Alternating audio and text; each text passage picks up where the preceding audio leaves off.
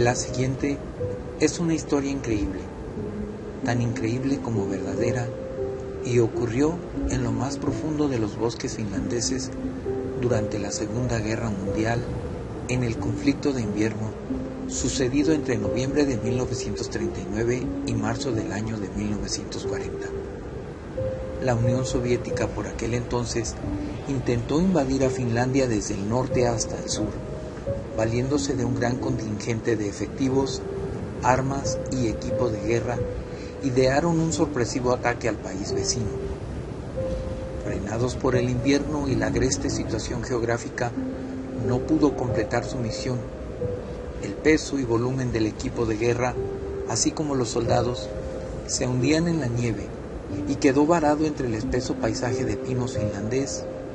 El frío y la falta de provisiones hicieron de aquella fallida misión un infierno, una verdadera pesadilla. La ofensiva soviética decide entonces atacar el norte finlandés, ya que consideraron que era el lugar más vulnerable, de tal forma que una avanzada compuesta por granjeros y jóvenes es equipada y bajo la orden de tomar el puerto finlandés de Petsamo, al norte del país, avanzan entre la espesa nieve para luego seguir su camino a Rovaniemi. En tanto, otra avanzada le seguía detrás, llegando a Petsamo, pero ésta seguía su marcha al sur. Uno de los objetivos era tomar la capital, Helsinki, pero para lograrlo tenían que atravesar el poblado de Ivalo, que se encontraba al lado de un gran lago. Debido a su latitud geográfica, esta ciudad tiene uno de los climas más difíciles en ese país, con días nublados, ventiscas, permaneciendo en el frío casi todo el resto del año. Aquello fue un verdadero dolor de cabeza para el Ejército Rojo. Sin embargo, los problemas no terminaban ahí. En el istmo de Karelia, el Ejército Rojo tuvo que enfrentarse a unas condiciones de invierno fuera de lo común, ya que los termómetros registraron una temperatura de casi menos 50 grados centígrados en aquel entonces. Estas condiciones climáticas, la situación lenta de avanzada y los escasos alimentos da a los historiadores a pensar que la tropa soviética cometió actos de barbarie que llegaron incluso al canibalismo. Al norte de Finlandia surgen rumores de la avanzada soviética, pero los finlandeses no podían defender ese sector, ya que la mayor parte de sus efectivos estaban concentrados en el istmo de Karelia. No obstante, supieron sacar partido de algo que a la postre dio algunos resultados. La superstición de los soldados soviéticos, ya que, dándose cuenta que aquel podía ser el talón de Aquiles del Ejército Rojo, se conminó a la población rural a que, en medida que fuese posible, les contasen historias del folclore de las montañas nevadas. La estrategia hace estragos entre los soldados rojos al contárseles que ya dentro, muy adentro de los bosques, habitaba una criatura, un monstruo, una bestia a la que no debían de enfadar. Se les advirtió reiteradamente que no avanzaran más. Aquellas historias, pues, hicieron mella entre los soldados, que tuvieron que seguir avanzando conforme al plan, ya que los caminos más despejados de vegetación estaban siendo vigilados por el ejército enemigo. Así que no les quedó más que seguir adelante adentrándose en aquel terreno hostil. Aquí, la historia comienza a tomar otro matiz, ya que cuando arribaron a Ivalo, de nuevo volvieron a escuchar aquella historia del monstruo que habitaba en las montañas. El miedo volvió a ser presa de los soldados soviéticos. Sin embargo, sus oficiales pensaron que aquella estratagema bien podía tratarse de una especie de guerra psicológica y con mano dura obligaron a la tropa a su cargo a hacer una parada en el bosque. El coronel dio la orden enérgica de que fuera armado un campamento en el claro del bosque, pero las personas rurales de nuevo les mencionaron que aquella no era una buena idea, que estaban exponiéndose a la furia de aquel depredador tan temido y que si no hacían caso y retrocedían, no volverían a salir de aquel espeso bosque nevado. Como era de esperarse, el coronel se enfureció y dio la orden de que aquellos civiles fueran alejados, se montara el campamento y no se hablara más del asunto. Aquella fue la última vez que fueron vistos con vida aquellos jóvenes combatientes. El ejército finlandés es avisado del campamento soviético cerca de Ivalo, y entonces un pelotón de efectivos marcha de madrugada con la intención de parar en seco aquella avanzada. Caminaron lo más aprisa que el terreno les permitió, y al segundo día encontraron aquel campamento, pero los soldados finlandeses se llenaron de horror.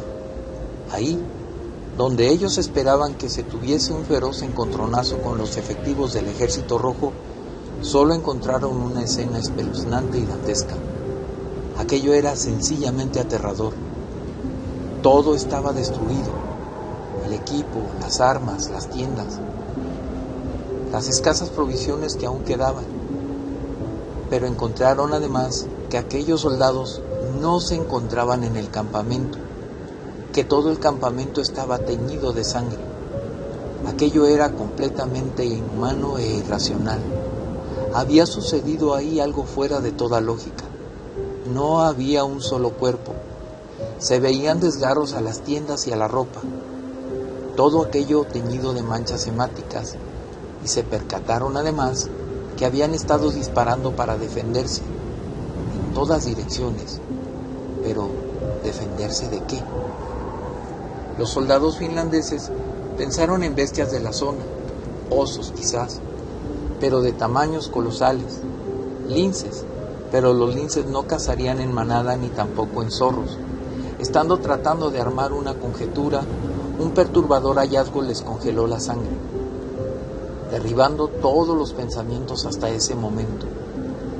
Estirada entre las ramas de un árbol, encontraron la piel completa del cuerpo desollado de lo que fue algún soldado soviético.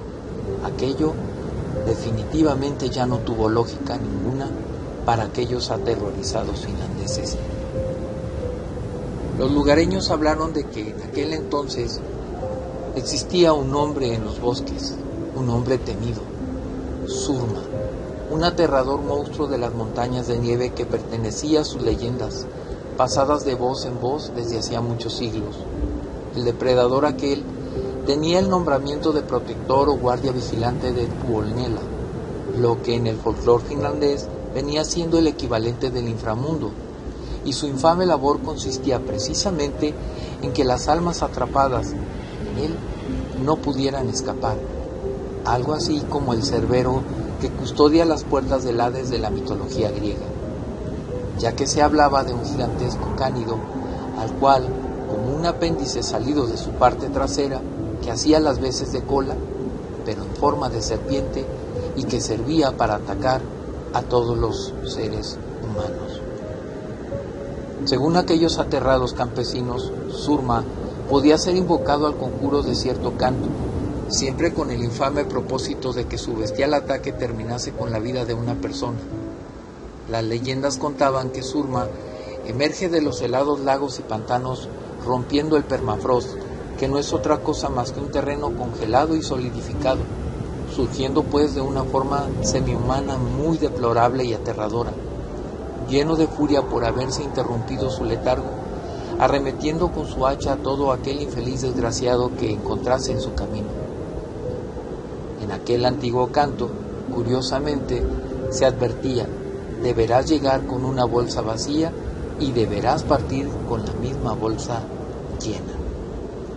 Se hablaba de otro ser malvado que habitaba lo profundo de los bosques, un espíritu maligno llamado Piru, pero a diferencia de Surma, Piru se divertía jugando con la mente desvariante de los infelices a que acosaba. Sin embargo, a pesar de que sus castigos llegaban a una cruel tortura, Piru no asesinaba a sus víctimas. Se decía que todo era para él algo parecido a un macabro fuego. Desde aquel lejano invierno de 1940, unos y otros han buscado explicar con un sinfín de teorías qué fue lo que sucedió en aquel apartado bosque que acabó con la vida de todo un pelotón de soldados. Sin embargo, para sorpresa de los mismos pobladores de aquellas apartadas regiones, Surma o Piru, aquellos monstruos tan temidos, no aparecen en las explicaciones de los siempre pragmáticos investigadores. Se afirmó que el autor de aquella salvaje masacre, según la cultura rusa, bien podía ser el Yeti. Sí, Me refiero al famoso abominable hombre de las nieves, llamado Almasti en los dialectos de la tundra siberiana y que significa almas. Criaturas monstruosas, simiescas y demasiado agresivas y territoriales que deambulan por los lugares más apartados de las montañas y los bosques nevados, y de los cuales también se culpaba al mismo, entre otras teorías, del incidente del paso Diatlov, sucedido en territorio soviético 19 años más adelante. Ya que por parte de los soviéticos esa legendaria y escurridiza criatura encajaba en los hechos y las circunstancias de aquel ataque a la división en el norte de Finlandia, fue una de las primeras teorías que se manejaron.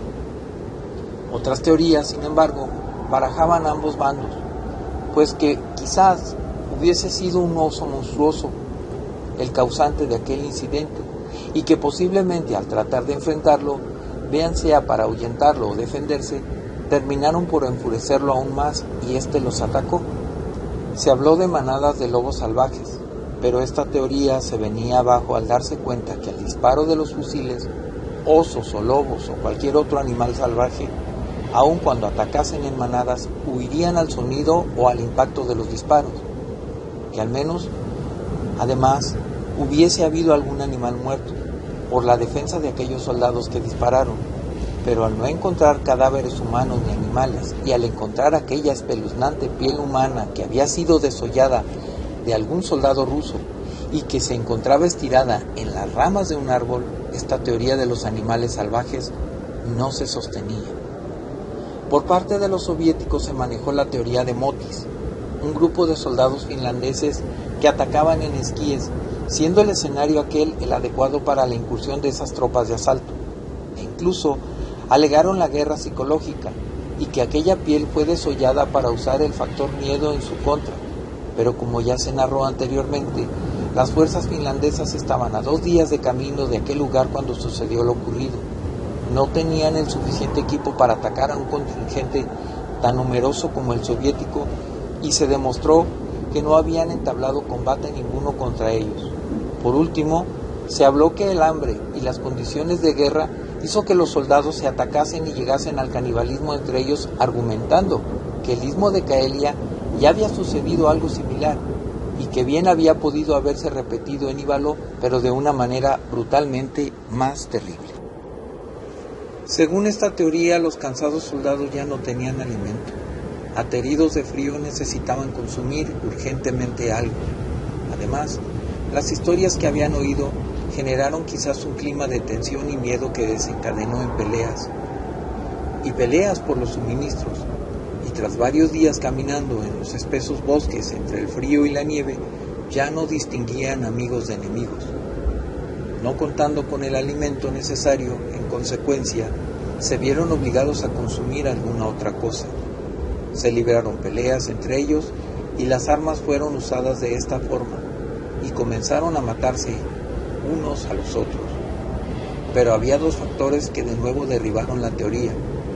No había cuerpos ni sobrevivientes, y aunque los lugareños afirmaron haber escuchado disparos y gritos muy en la lejanía, aún estaba el tema de la piel desollada.